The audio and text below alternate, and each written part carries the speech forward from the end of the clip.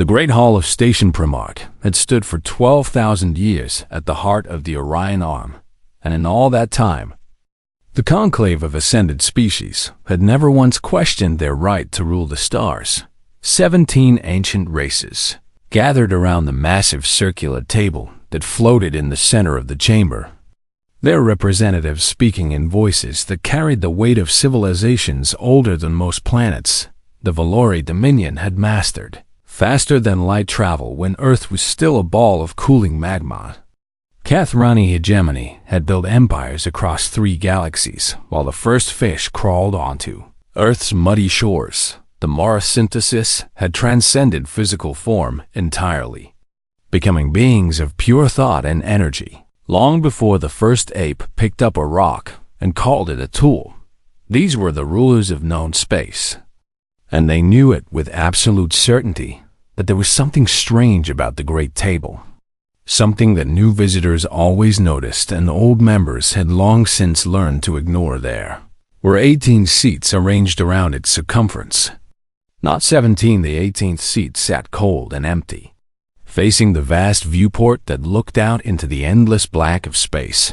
Its metal gleamed under the chamber's soft light, polished and maintained by service drones that had performed this task for millennia without ever understanding why no one sat in that chair. No one had ever sat in that chair, and according to the ancient records buried deep in the conclave's archives, no one ever would. Ambassador Lyeth of the Valori Dominion remembered the first time she had asked about the empty seat, nearly 3 centuries ago, when she was still young by her people's standards. The High Chancellor at the time, a Kathrani whose name she had long forgotten, had laughed at her question with a sound like grinding stones. "That seat belongs to Earth," he had told her, his compound eyes glittering with amusement. To humanity. She had never heard of Earth. She had never heard of humanity. The Chancellor had explained it to her as one might explain an old joke to a child who had missed the punchline 12,000 years ago, when the conclave was still young and its members still believed in the dream of galactic unity. They had created a protocol. Any species that showed the potential for intelligence, for civilization, for eventual spaceflight, would be granted a seat at the table. It was symbolic.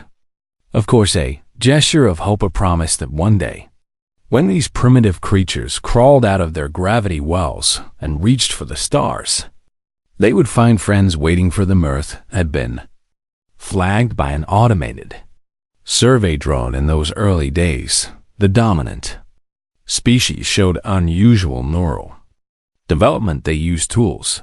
They communicated with complex sounds. They had even begun to harness fire. The conclave, in its infinite wisdom and boundless optimism, had placed a seat at the table for humanity, and then they had waited and waited and waited. Every century, a junior diplomat would check the records and update the file. Earth status, pre-space flight.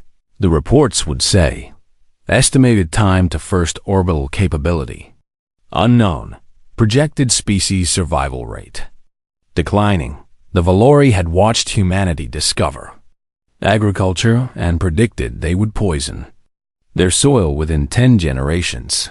The Kathrani had observed humanity's first wars and calculated an 89% probability of extinction through self-inflicted violence. The Mara synthesis had touched human minds from across the void and recoiled from the chaos they found there, declaring the species too unstable to ever achieve unity. Every projection, every calculation, every prophecy pointed to the same conclusion: humanity would destroy itself. The seat would remain empty forever.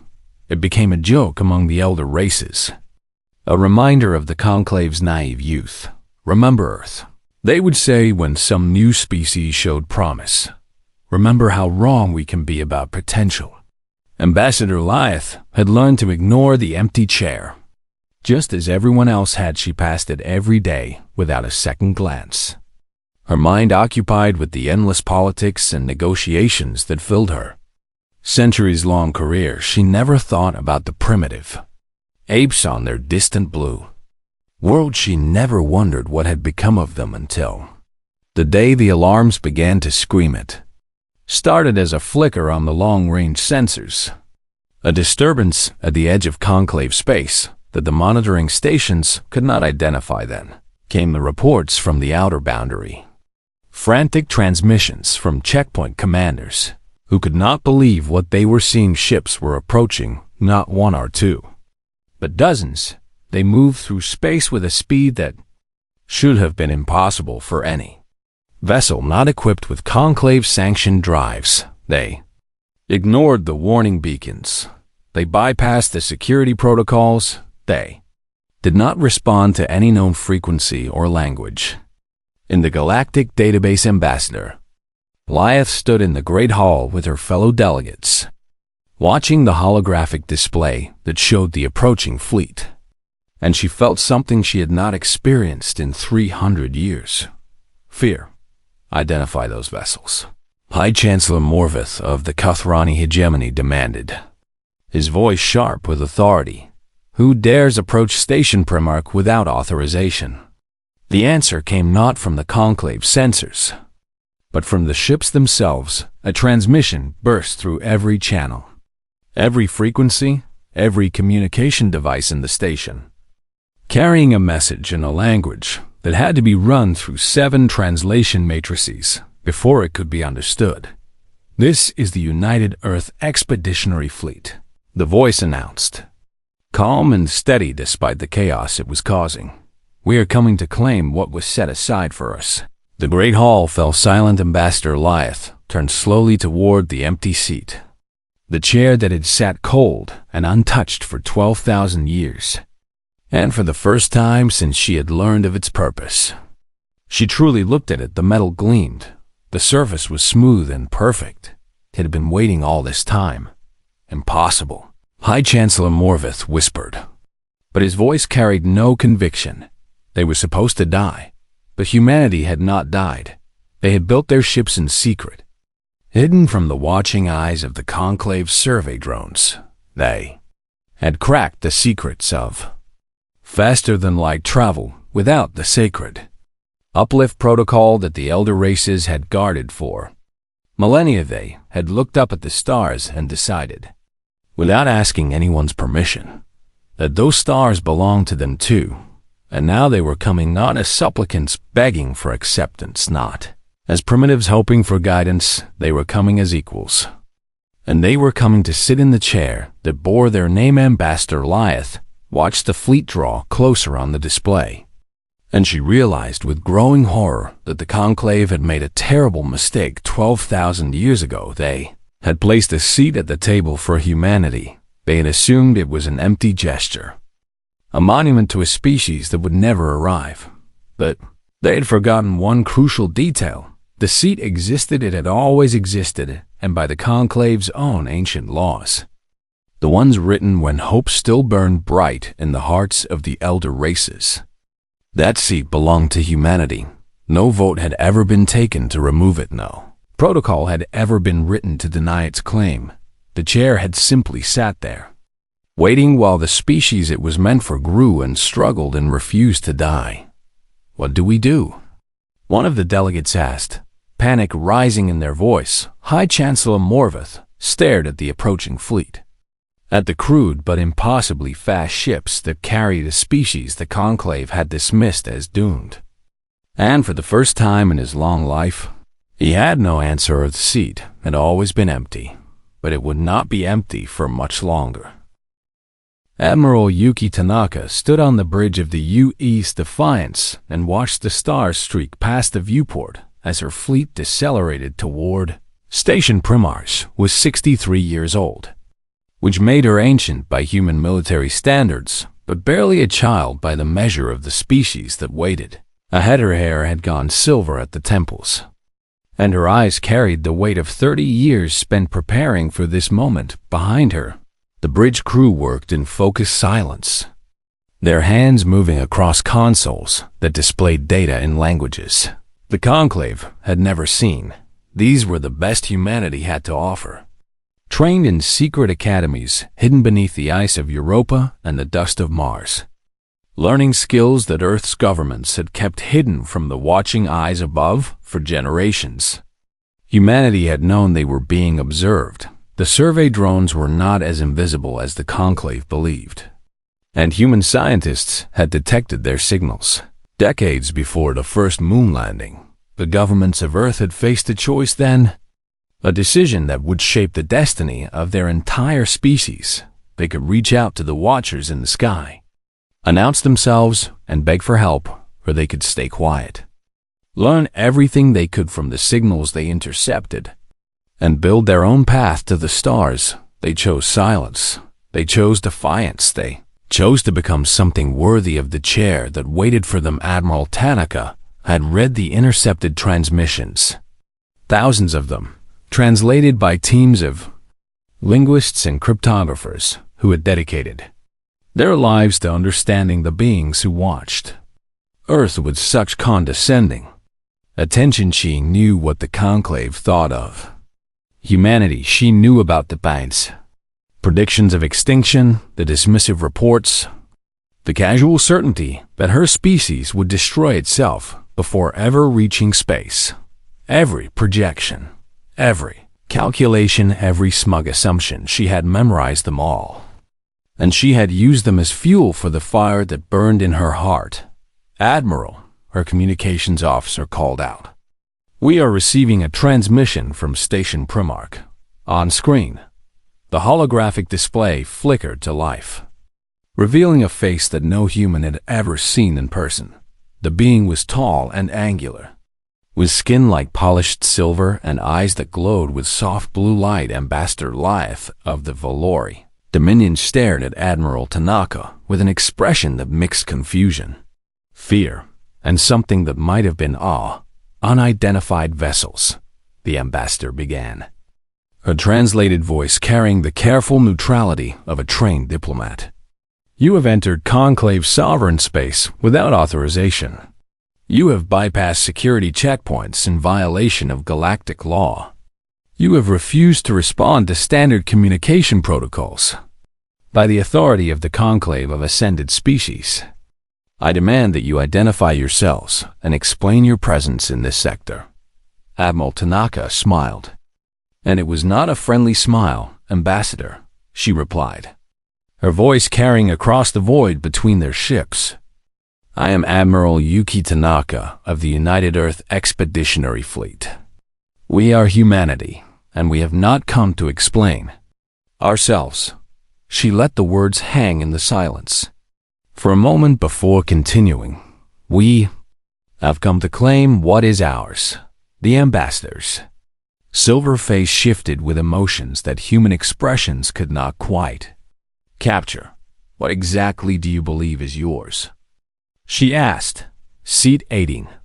Tanaka answered simply, "The chair you placed at your table 12,000 years ago. The one you assumed would stay empty forever. We are here to sit in it." The transmission cut off abruptly, and Tanaka knew that chaos was erupting aboard Station Primark. Let them panic, she thought. Let them scramble to find a response to something they had never expected. Humanity had spent centuries preparing for this moment, while the Conclave had spent millennia assuming it would never come. The advantage was clear within the hour. The Defiance and her escort fleet had taken position in the orbital zone around Station Primark, their weapons powered down, but their shields running at full strength. It was a statement, carefully calculated to send a message: we are not here to fight, but we are ready to if necessary. The Conclave's defensive platforms powered up in response, massive weapons arrays that could reduce a planet to ash. But they did not fire. Something held them back.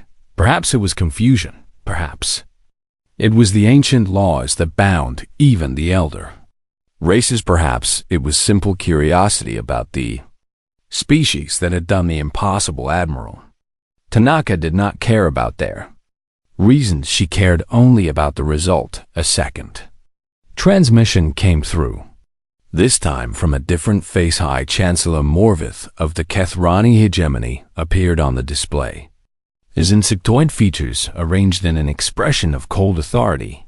"Admiral Tanaka, he spoke, and his voice carried the weight of someone who had ruled star systems before humanity discovered bronze. Your vessels are in violation of 17 different articles of the Galactic Compact. You have developed faster-than-light technology without the sanctioned uplift protocol. You have entered sovereign space without permits or authorization. By all rights, we could destroy your fleet and quarantine your homeworld for the next 10,000 years. Give me one reason why we should not. Tanaka had prepared for this question her entire life. Chancellor, she replied, I will give you 3. First, you placed a seat at your table for humanity. It exists in your own records, established by your own laws, and no vote has ever been taken to remove it. Second, you have watched us for 12,000 years, which means you know what we are capable of. You have seen our wars. You have seen our chaos. You have seen what we do to those who try to destroy us. Third, and most importantly, we are already here. We reached your station without your help. We cracked your technology without your guidance. We built a fleet that crossed the galaxy, while you were still writing reports about our inevitable extinction. If you truly believed you could stop us, you would have fired already. But you did not, and we both know why. The Chancellor's compound eyes glittered with something that might have been rage, or might have been something else entirely. You are demanding membership in the Conclave, he said slowly. I am demanding nothing. Tanaka corrected him. I am claiming what was already given. The seat exists. It has always existed. We are simply the first humans to arrive and sit in it. Whether you accept us or not is your concern. Chancellor, we stopped waiting for your acceptance a long time ago. The transmission ended, and Admiral Tanaka turned to face her bridge crew. They were young, most of them, born on stations and colonies that the Conclave did not even know existed. They had grown up hearing stories about the Watchers in the sky, the ancient beings who had dismissed humanity as too primitive, too violent, too doomed to ever matter. And now they were here, standing at the gates of galactic civilization, refusing to knock. Prepare the delegation shuttle, Tanaka ordered. Delegate Chun and his team will depart in 1 hour. Admiral, her first officer asked quietly, what if they refuse to let them dock? Tanaka looked out at Station Primarch, the gleaming structure that had served as the seat of galactic power for longer than human civilization had existed. Then, we will wait, she answered. We have waited 12,000 years already. We can wait a little longer, but that seat is ours. It has always been ours, and one way or another, a human will sit in it before this day is done. The shuttle bay doors opened, and the future of humanity began its final approach. Marcus Chen had never felt so small in his entire life. The corridors of Station Primarch stretched before him like the halls of some ancient cathedral, built on a scale meant to humble any creature that walked through them. The ceilings rose so high that clouds of condensation drifted near the top, lit by floating lights that pulsed with soft colors no human eye had ever been designed to see. He was 52 years old, a diplomat who had spent 3 decades negotiating treaties between Earth's fractured nations. And nothing in his experience had prepared him for this moment. The beings that watched him pass were creatures from nightmares and dreams, mixed together. The Valerie towered above him, their silver skin catching the light like living mirrors, their movements graceful and slow in the way of beings who measured their lives in centuries rather than decades. The Kethrani scuttled along the walls, their compound eyes tracking every movement of the human delegation, their chitinous bodies clicking with sounds that might have been language or might have been something else.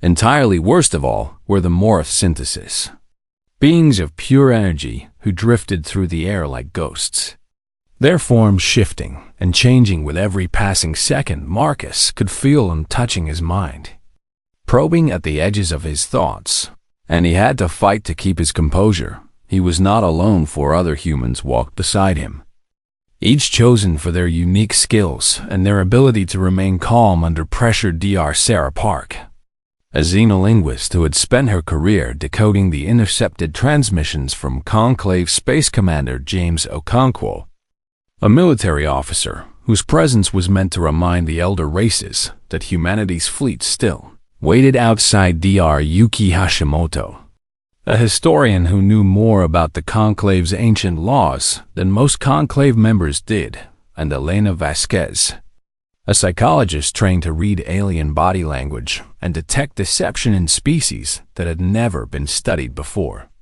Together, they represented the best humanity had to offer, and together, they felt like children walking into a room full of giants. The great hall opened before them, and Marcus Chun saw the table for the first time. It was massive, a ring of gleaming metal that floated in the center of the chamber, surrounded by 17 occupied seats and one that stood empty.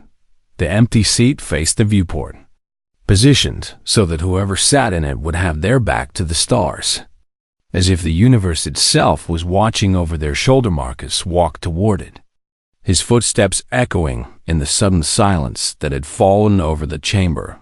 Every eye, every sensor, every incomprehensible alien sense was focused on the small group of humans who had dared to enter this sacred space. High Chancellor Morvith rose from his seat, his insectoid body unfolding to its full height.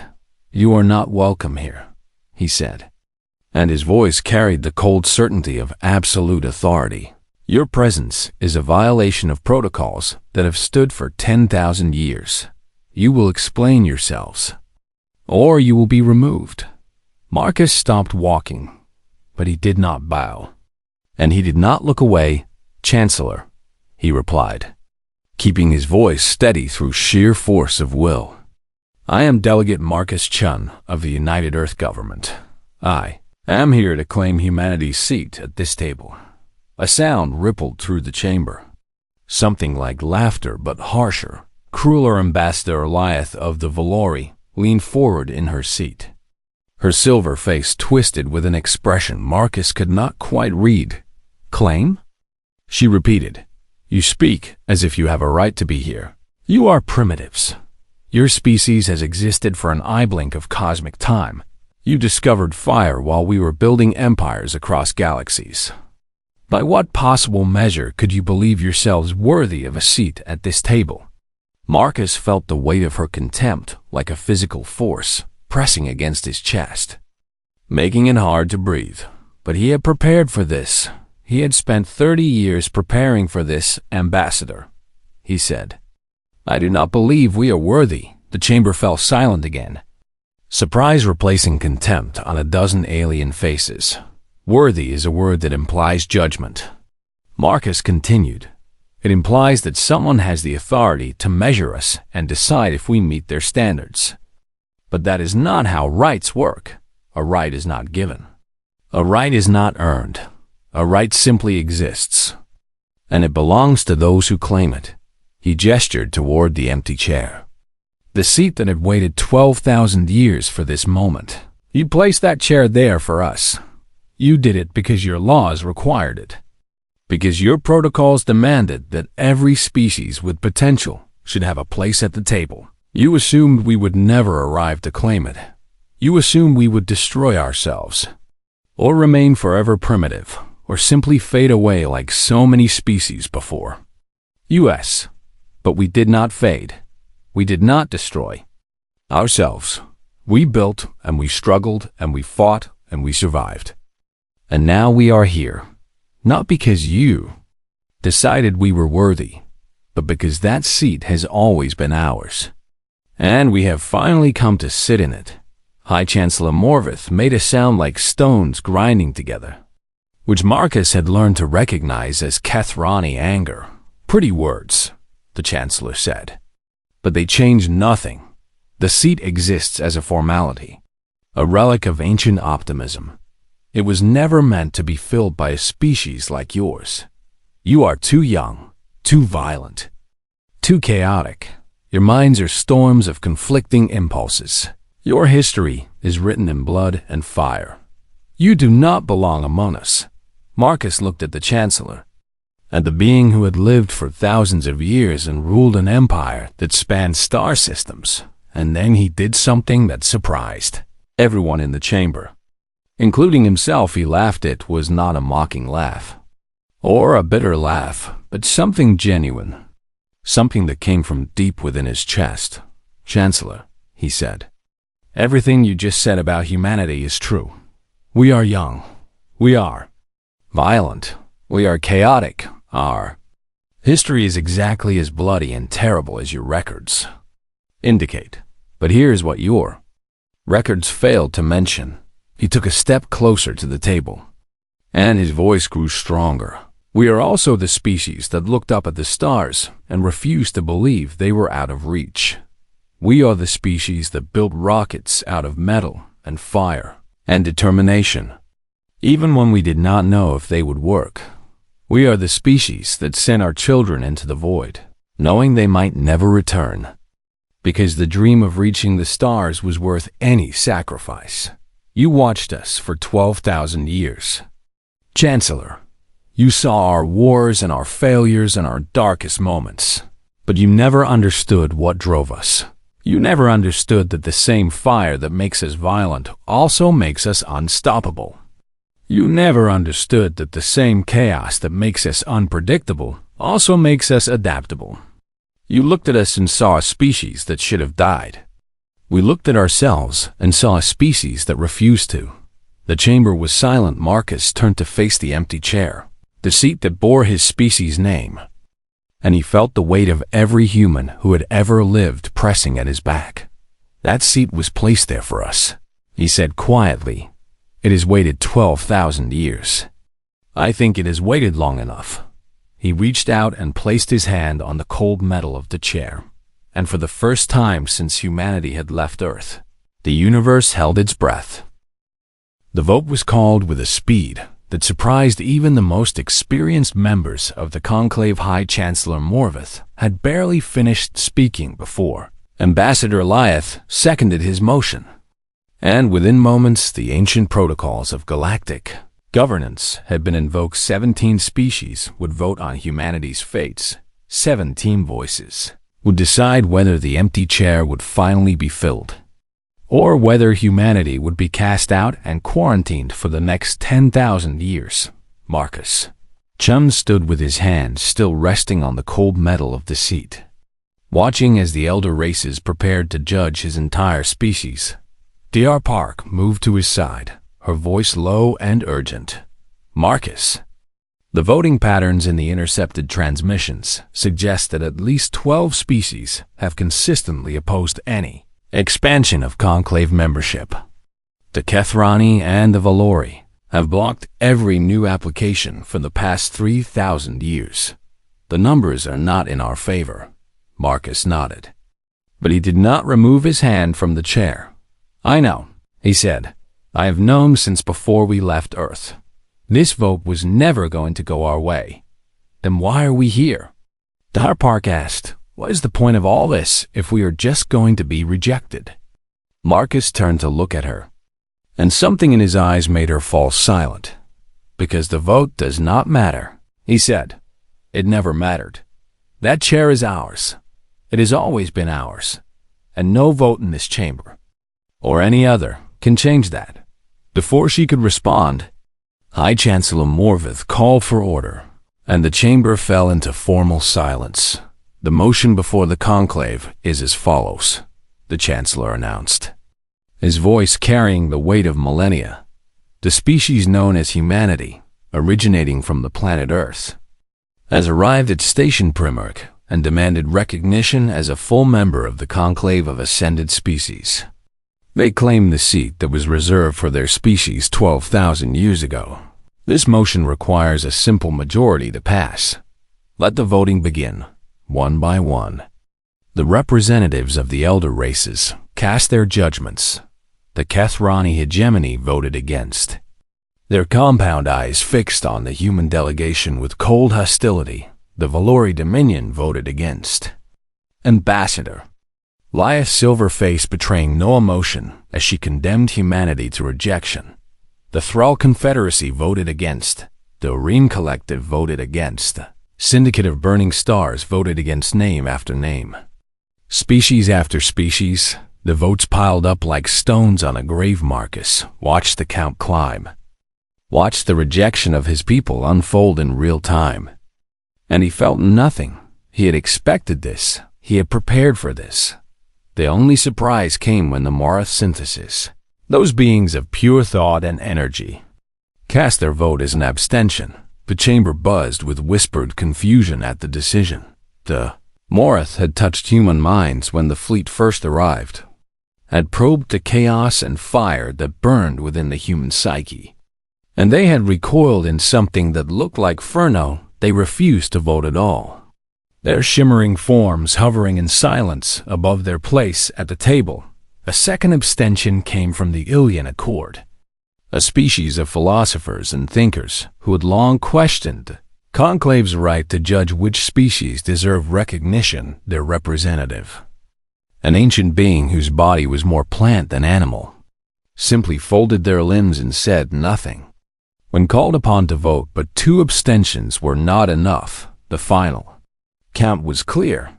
15 species had voted against humanity's admission. 2 had abstained. 0 had voted in favor. High Chancellor Morvith rose from his seat, and triumph gleamed in his compound eyes. The vote is concluded, he announced. Humanity's petition for membership is denied by a margin of 15-0, with 2 abstentions. Delegate Chun, you and your people will withdraw from this chamber immediately. You will return to your vessels and depart Conclave space within the next 12 hours.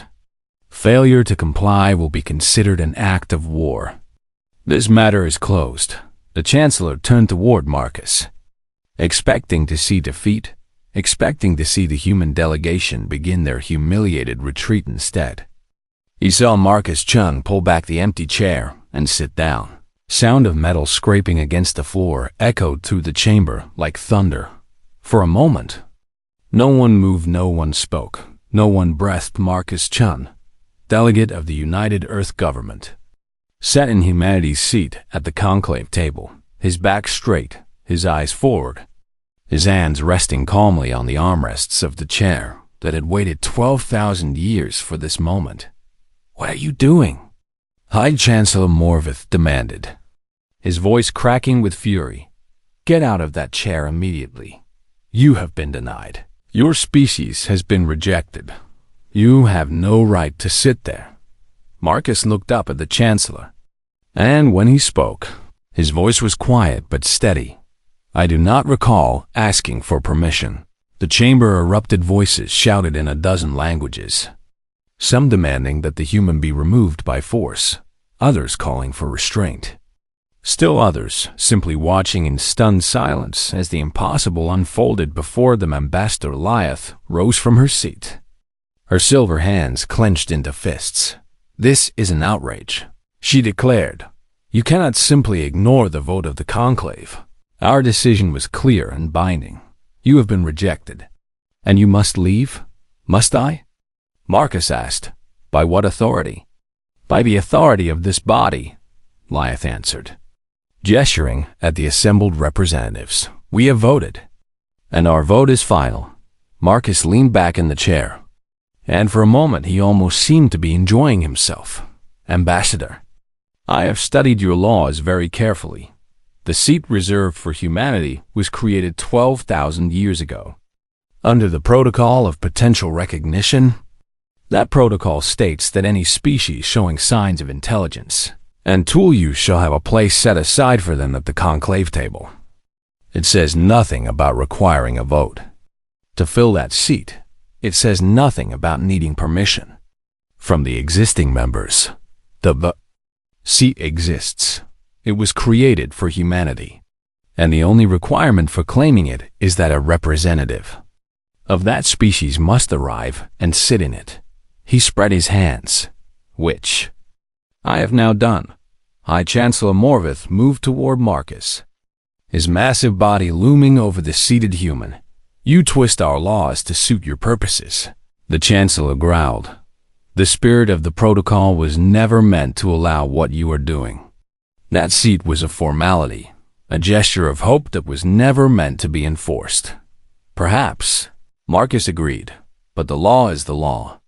Chancellor, your ancestors wrote it, and your descendants must now live with it. The seat is mine.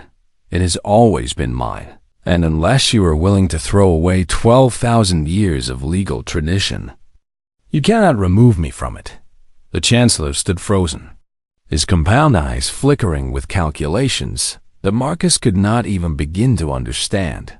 Outside the viewport, the human fleet waited in perfect formation, their weapons cold but ready.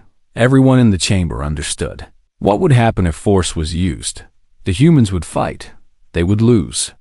Eventually, but they would fight, and the chaos they would bring would shatter the peace that they, Conclave, had maintained for millennia slowly. Reluctantly, High Chancellor Morvith stepped back. "This is not over," he said. "The Conclave will convene again. We will find a way to remove you legally." "Perhaps you will," Marcus answered. "But until then, this seat is occupied, and humanity is going nowhere." He looked around the chamber at the 17 species who had dismissed his people for 12,000 years. And he smiled. "I suggest you get used to us." The standoff lasted 11 days.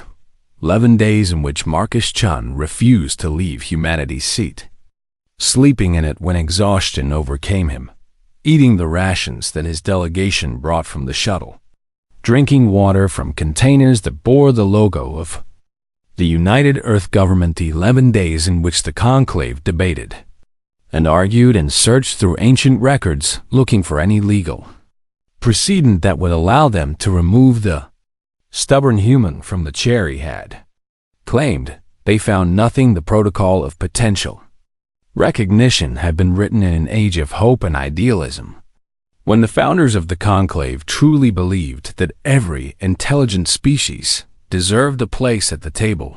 They had never imagined that a species would arrive uninvited, unwelcome, and unwilling to leave.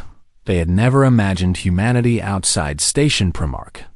Admiral Tanaka's fleet maintained its position, neither advancing nor retreating. Their presence, a constant reminder that humanity had come prepared for whatever answer the Conclave chose to give inside the Great Hall. Marcus Chun sat in his chair and watched the elder races struggle to accept a reality they had never anticipated. On the 4th day, a delegation of Valori approached him with an offer: leave the seat voluntarily, they proposed, and the Conclave would grant humanity observer status for the next 1,000 years. It was generous by their standards, a compromise that would have been unthinkable a week ago. Marcus declined on the 7th day. The Kethrani threatened to destroy Earth itself, to reduce humanity's homeworld to ash as punishment for their arrogance. Admiral Tanaka responded by revealing that humanity had established colonies across 17 star systems, none of which the Conclave had ever detected. Destroying Earth would be a tragedy, but it would not end humanity. It would only make them angry. The Kethrani withdrew their threat on the 9th day.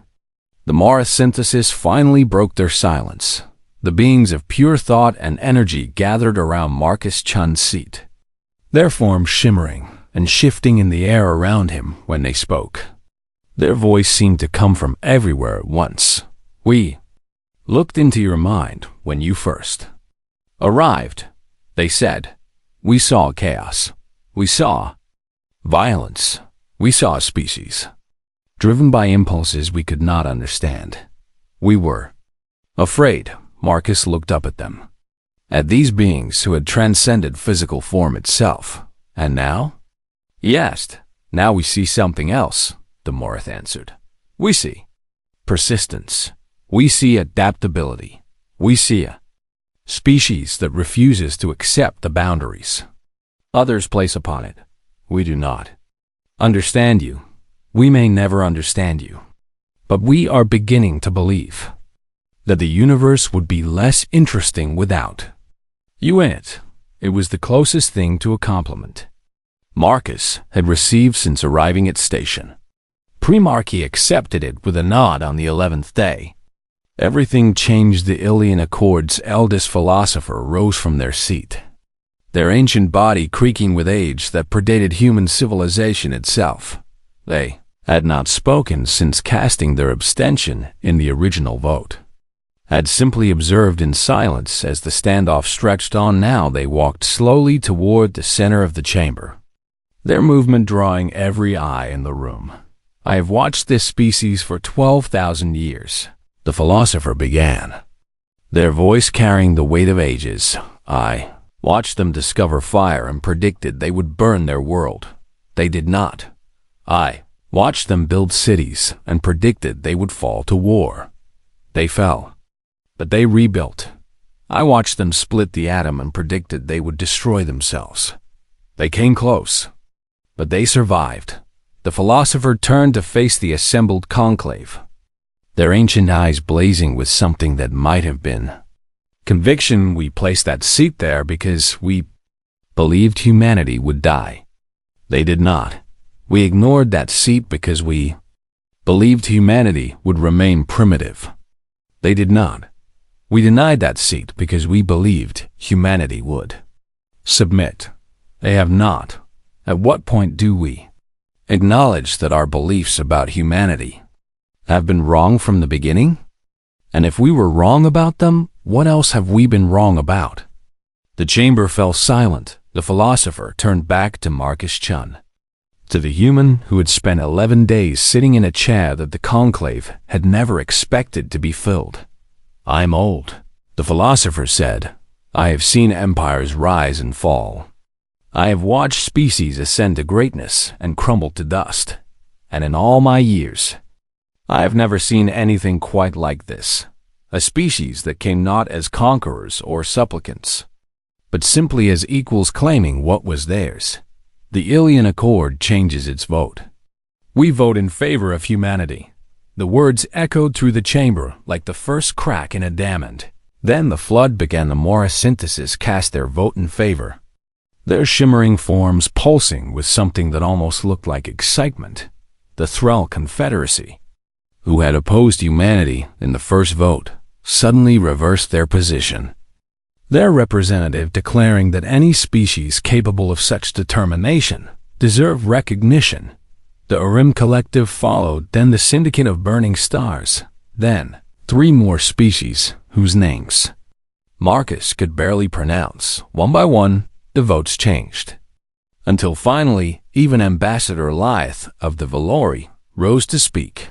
"This is madness," she said, but there was no conviction in her voice. "We are abandoning 12,000 years of tradition. We are allowing a primitive species to claim a seat they never earned." She looked at Marcus, at the human who had refused to leave, who had outlasted every threat and every offer and every attempt to remove him. "But perhaps," she admitted quietly, "we were the ones who were wrong. Perhaps the seat was earned the moment they arrived to claim it." The Valori Dominion changes its vote. We vote in favor when the final count was taken. The result was overwhelming. 15 species voted in favor of humanity, 1 abstained, 1. The Kethrani hegemony voted against. High Chancellor Morvith's compound eyes burning with fury as he refused to accept defeat, but it did not matter. Humanity had won. Marcus Chun rose from his chair for the first time in 11 days, his muscles aching and his body exhausted, but his spirit soaring with triumph. He turned to face High Chancellor Morvith, to the being who had fought him at every turn, and he extended his hand. No hard feelings. He said. Morvith stared at the offered hand, at this strange human gesture of peace, and something shifted in his ancient eyes. "Your species is terrifying," he admitted. Marcus smiled, and it was the smile of a species that had crawled out of the mud, survived ice ages and plagues and wars and every other catastrophe the universe had thrown at them, and still managed to reach the stars. "We know," he said. "We have had to live with ourselves for 300,000 years." Morvith made that grinding sound that Marcus had learned to recognize as Kethrani laughter, and slowly, reluctantly, he reached out and clasped the human's hand. The official conclave records were amended that cycle. The notation beside Earth's seat, unchanged for 12 millennia, was finally updated Earth's seat, CLAM mid-species status, as seen the D method of ascension, self-determined and emergence, added by an anonymous clerk who had watched the whole affair unfold, were 3 words that would become humanity's unofficial motto among the stars. Approval never required. Marcus Chen looked out through the viewport at the stars that had once seemed so impossibly far away, and he thought of all the humans who had looked up at those same stars throughout history, ones who had wondered if they were alone, the ones who had dreamed of reaching the void, the ones who had built rockets and telescopes and ships that defied every prediction of failure they had never asked permission to, dream they had never waited for approval to reach. They had simply looked up at the infinite darkness and said, with the same stubborn determination that had carried humanity through every trial, "We belong there too." And now, finally, they did. The seat that had sat empty for 12,000 years was empty. No longer humanity had claimed its right, and the universe would never be the same.